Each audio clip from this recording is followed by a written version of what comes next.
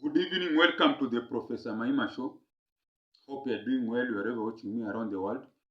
Please subscribe, share and like this video. And I want to welcome all the new subscribers. Welcome to the Professor Maima Show and family. So, in the past there has been this issue of the Vice President of Kenya. Kenya, you have the President, the Executive of the President, and the Vice President, Cabinet Secretaries, isn't it? So our Vice President of Kenya has been facing a lot of political headwinds and political storms. Now people may argue they are instigated by his political opponents, but others will also argue they are self-inflicted pain. You score your own goals. There's own goals. So today I'm going to talk about our Vice President, Rigathi Gachagua. Rigathi Gachagua's big fight. Rigathi Gachagua's big fight. So this big fight by Rigathi Gachagua, it's about his political life. In terms of political life, politics still remaining the Vice President. There have been rumors that there's an impeachment motion to remove him from power because according to his opponents, they are saying that he's not being nationalistic. And yet people forget this thing was not like that. Before the Gen Zs went on the streets, this was a government of shareholdings. That's what we are being told every day. We're being told that after the 2022 election, whereby the Kenya Kwanza took power under UDA party and other smaller parties, there were two shareholdings from two regions, Rift Valley, Central Province. So I'm assuming now, engage me. This is a cake. The Republic of Kenya, power is a big cake. So we had the Rift Valley having a half, and then the Central Province having a half. Now when the Gen Zs, the young people went to the streets, and then the parliament was invaded, and there was pressure on the government to do changes, fight corruption, create jobs for the young Gen Zs, stop police brutality, ensure that there are jobs and opportunities for the young people. The president decided to bring in the opposition under Raila Odinga's wing, ODM. So now I'm assuming this is where the problem became. This is where the rain started beating Kenya Kwanza, more so Vice President Rigathi Gachagua.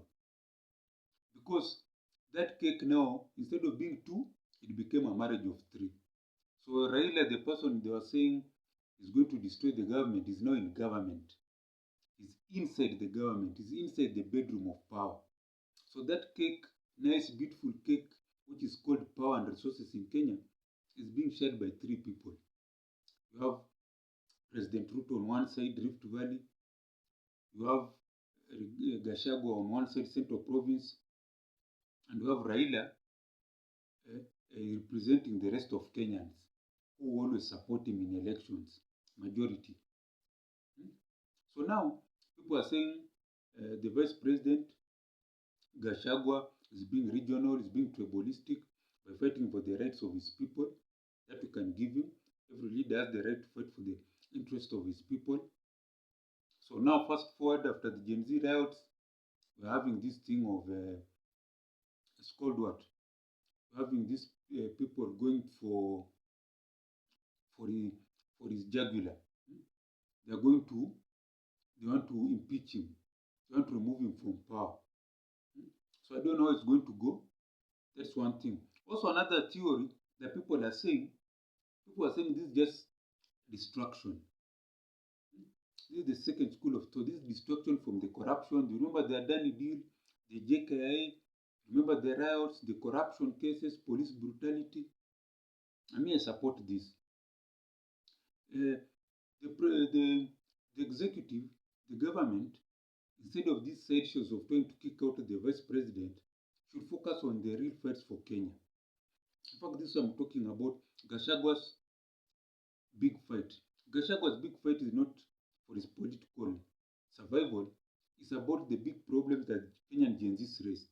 Number one, it was the corruption in government has to end.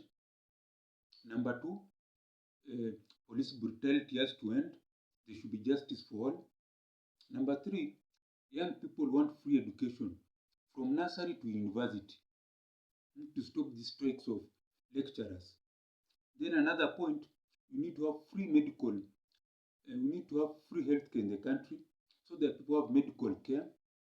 Or by the government, in fact, I'm just advising the government, how strange. So the government provides staffing, drugs to hospitals, while the counties build the structures, the buildings, the dispensaries and hospitals. Now that's the real fight that the big fight for Gachagua, in my view. So now we go on,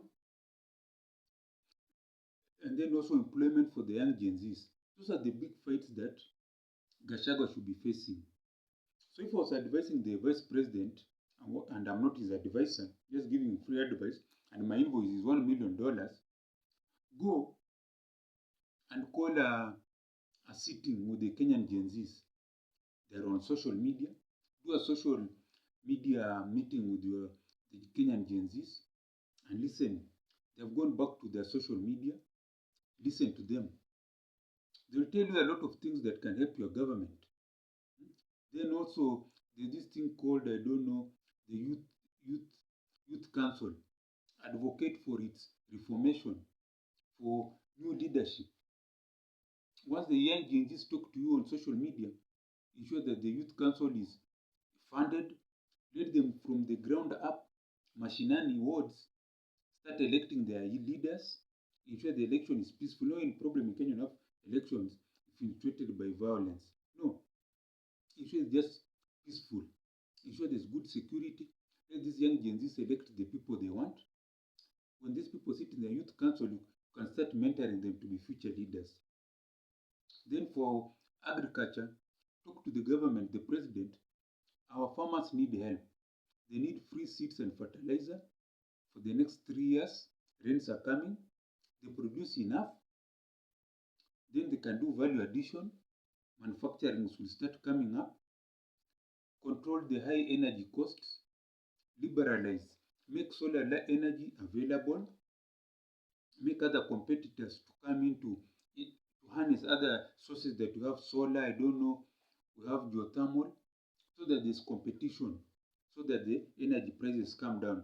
I'm sure you are Harvard trained economic advisors to know all these things.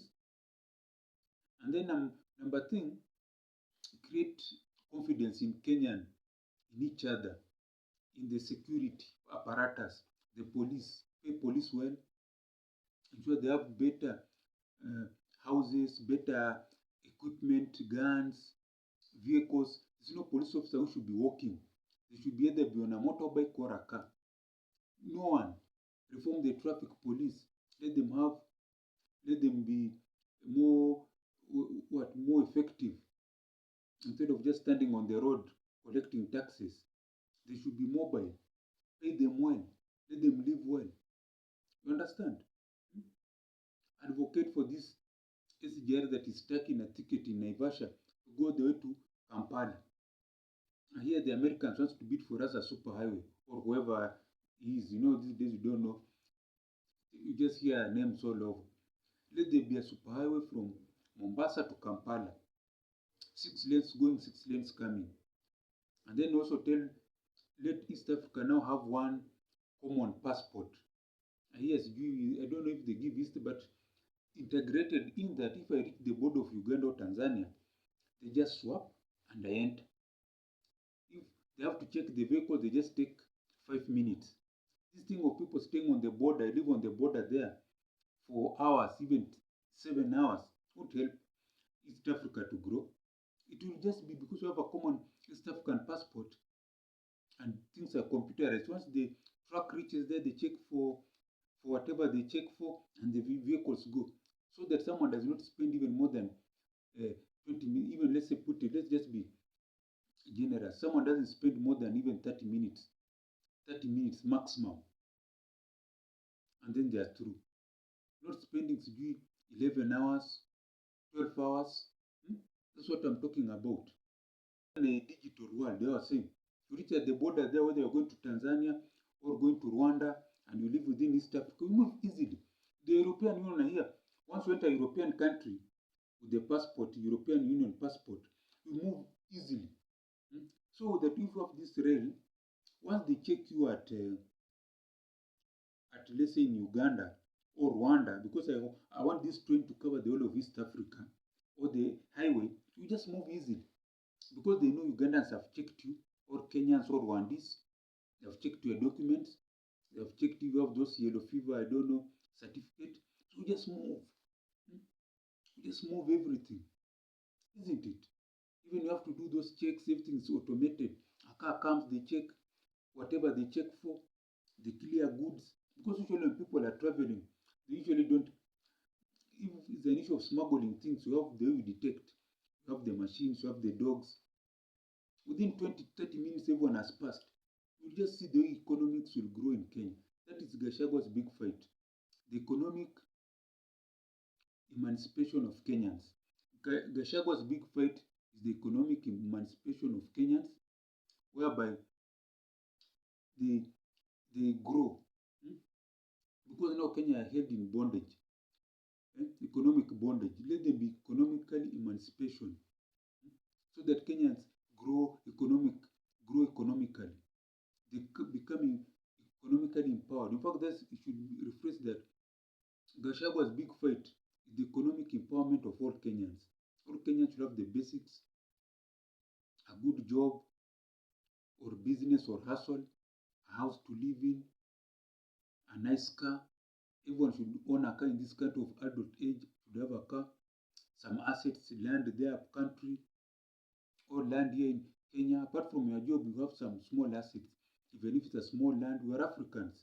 The land is our story, isn't it? This land, hii mchanga hii, is our story. Every Kenyan should own a piece of land. Land is our story, is our business. In fact, let's put it this way. Land is our business. The soil of our ancestors is our business. Every Kenyan adult, whether man or woman, should own a piece of land in this country. Economic empowerment of all Kenyans. That is Gachagua's big fight going forward. Not these side shows that will go nowhere. Who will impeach him? They don't have numbers. Just wasting our times, isn't it? So this is the Professor Maima show. I want to pray for you who's watching me, that you have a long life, that your dreams become reality, that you become rich and prosperous, not only you, your children, grandchildren, and all your generations, and your aspiration for a job become reality, getting a grant reality, a passport reality, traveling out of this country becomes a reality, getting a good partner reality, getting your children reality, and being successful in all your endeavors becomes a reality. I also pray for myself to get big money, to build the biggest technological university in Africa and worldwide, produce a product that can be used here in Africa and worldwide, to provide jobs for these young Gen Zs, and to train future entrepreneurs so that they can take Africa to the next level, and to earn big money for myself and also for the Kenyan government. That's my prayer. Amen. So if you have liked what I've said on this video, support our channel through mobile M-Pesa +254 769 729 327. I repeat again, mobile M-Pesa +254 769 729 327. And as I always say, gwaheri ya kuonana, gwaheri.